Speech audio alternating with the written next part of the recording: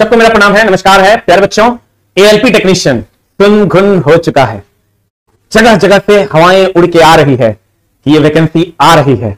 अब आप कितना तैयार हैं कि आप निगेटिविटी की ओर चले गए हैं, ये तो आप पर डिपेंड करता है। लेकिन मेरे दोस्त, मेरे पास बच्चों के लगभग 24 क्वेश्चन मैंने कलेक्ट किए हैं और जो पढ़ने वाले छात्र हैं उनके लिए मैं ये वीडियो लेकर आया हूं। ये 24 क्वेश्चन का जवाब आपको हम देने जा रहे हैं। हो सकता है ये आपके क्वेश्चन हो सकता है ये आपके दोस्त के क्वेश्चन हो। जो कमेंट बॉक्स में क्वेश्चन आए हैं मैं उनके जवाब देने जा रहा हूं। पहला, आपके द्वारा पूछे गए महत्वपूर्ण प्रश्न। पहला, आयु क्या रहेगी?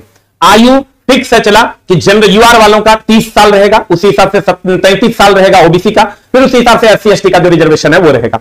उम्र में छूट हो सकती है, इसके लिए लड़ाई लड़नी पड़ेगी। जैसे सेंट्रल गवर्नमेंट के एक वैकेंसी SSC GD में ये छूट मिला है बच्चों को, तो हो सकता है कि इसमें भी मिले। अगर नहीं मिलेगा तो उसके लिए हम लोग ट्विटर कैंपेन करेंगे, उसके लिए हम चीजों को सामने लाएंगे और उसके लिए सबको एकजुट होकर लड़ना होगा, तभी जाकर ये चीजें क्लियर होंगी। आयु क्या होगी और उसी हिसाब से SC ST होगा। ये कोविड को लेकर के छूट दिया जा सकता है, लेकिन उसके लिए लंबी लड़ाई लड़नी होगी, वो तो आने वाला कल बताएगा कि क्या होगा। फिर कहते हैं सर सिर्फ डिप्लोमा वाले ही भर सकते हैं क्या? ITI वाले डाल सकते हैं? ये तो एकदम बकवास क्वेश्चन है बच्चों के द्वारा। मेरे दोस्त, डिप्लोमा वाले नहीं, डिप्लोमा वाले केवल ALP डाल सकते हैं और सिग्नल मेटर ग्रेड 1, ग्रेड 2, ग्रेड 3, लेकिन ITI वाले ALP भी डाल सकते हैं और टेक्नीशियन भी डाल सकते हैं।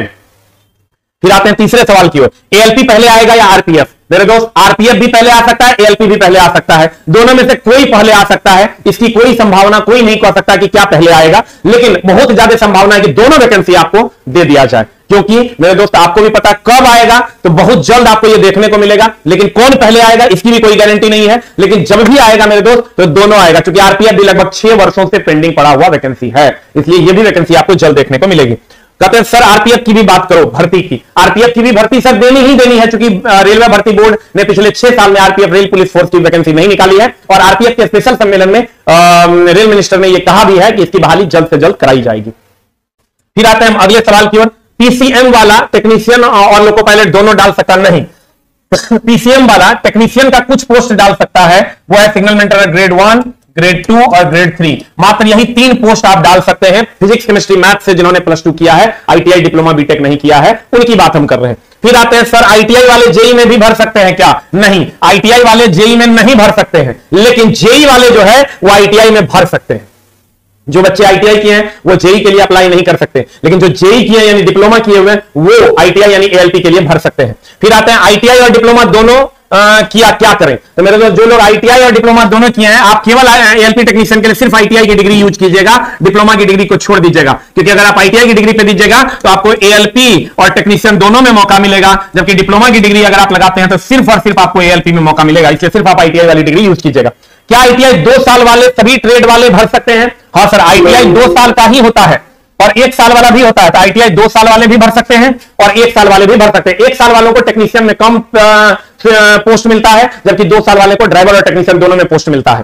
फिर कहते हैं 1 साल 2 साल में बस यही फर्क है कि 1 साल वालों को टेक्नीशियन में कम पोस्ट मिलता है, जबकि 2 साल वाले को टेक्नीशियन और ड्राइवर दोनों में भयानक तरीके से पोस्ट मिलता है। फिर कहता है 2023 में बीटेक किया, अपीयरिंग अलाउड होगा क्या?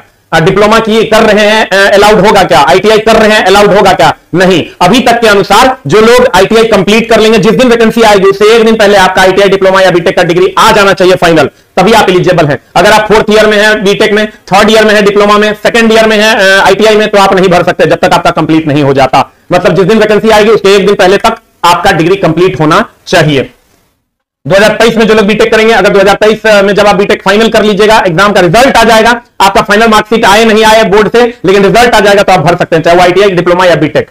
अभी तक के अनुसार डिप्लोमा इंजीनियरिंग वाले डाल सकते हैं क्या? हाँ, डिप्लोमा वाले एकदम डाल सकते हैं, लेकिन सिर्फ ALP। और अगर +2 के बाद आपने डिप्लोमा किया है, signal maintainer grade 1, grade 2, grade 3 and ALP आप डाल सकते हैं।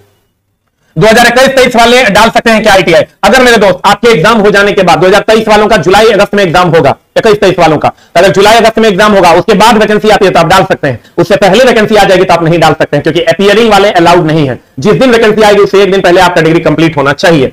आयु में छूट मिलेगी क्या? आयु में छूट नहीं मिलेगी या मिलेगी? उस पर अगर विचार करें तो हमने बार बार कहा एसएससी जीडी में आयु में छूट दिया गया है, वो भी सेंट्रल गवर्नमेंट की वैकेंसी है, इस बार भी आयु में छूट मिलेगी, मिल सकती है, नहीं मिलेगी तो उसके लिए आपको ट्विटर कैंपेन वगैरह वगैरह चीजों में आना होगा। सब लोग मिलकर एक बार अगर सरकार से ये गुहार करेंगे, सरकार से अपनी बातों को रखेंगे तो सरकार हमारी चीजों को सुनेगी, नहीं सुनेगी तो फिर उसको अपने सामने रखा जाएगा, तब ये बातें क्लियर होगी। लेकिन अभी एसएससी जीडी में ये चीजें हो चुकी है, इस लिहाज पे ज्यादा चांस है कि हम लोग इसको लड़के ले सकते हैं, अपनी बातों को ट्विटर कैंपेन के जगह तहत रखें और उसके बाद ले सकते हैं। फिर कहते हैं ऑफलाइन कहां से कोचिंग करें? ऑफलाइन कोचिंग करने के लिए चला जी आपको अगर सेंटर की जरूरत है तो सेंटर हमारा पटना में, आप कहिएगा प्रमोशन कर रहे हैं, प्रमोशन नहीं कर रहे हैं, चला सिर्फ बता रहे हैं, इंफॉर्मेशन दे रहे हैं, प्रमोशन नहीं कर रहे हैं।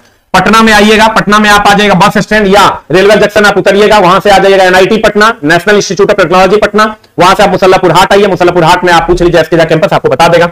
ऑफलाइन फीस क्या है? ऑफलाइन अलग अलग बैचेस की फीस अलग अलग है, लेकिन ऑनलाइन और ऑफलाइन के फीस में डिफरेंस होता है। आपको ऑफलाइन की फीस अलग अलग बैचेस की अलग अलग मिलेगी। फुल कोर्स अगर आप करते हैं तो आपको 6 घंटा एएलपी टेक्नीशियन के लिए हमारे सेंटर पे 6 घंटा डेली पढ़ाया जाता है और लगभग 13 टीचर मिलकर पढ़ाते हैं। साइंस एंड ट्रेड हम खुद पढ़ाते हैं और ये जितने भी टीचर हैं वो लगभग 25 से 30 साल से पढ़ा रहे हैं और जो नए टीचर हैं वो नए ट्रेंड के हिसाब से पढ़ा रहे हैं। तो हम अपनी टीम को सबसे बेहतर बनाने की कोशिश किए हैं और उम्मीद करेंगे जो लोग पढ़ रहे होंगे उनको पता चल रहा होगा। तो ऑफलाइन में फीस अलग अलग सब्जेक्ट की अलग अलग है।